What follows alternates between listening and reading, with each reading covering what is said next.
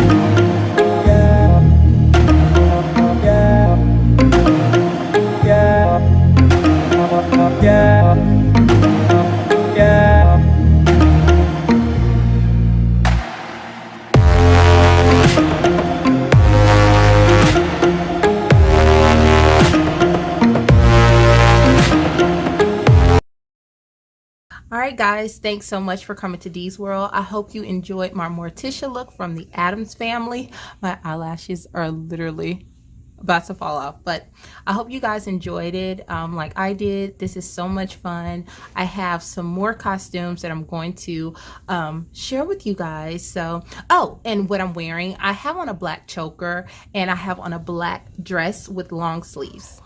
All right, thanks for coming to Dee's World. Make sure you hit like on this video, make sure you subscribe, and make sure you share this video. And happy Halloween. Bye. All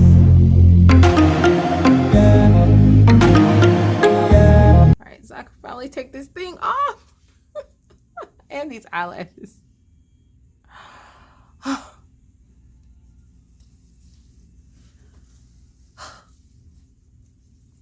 Thanks for coming to Dee's World, you guys. Bye.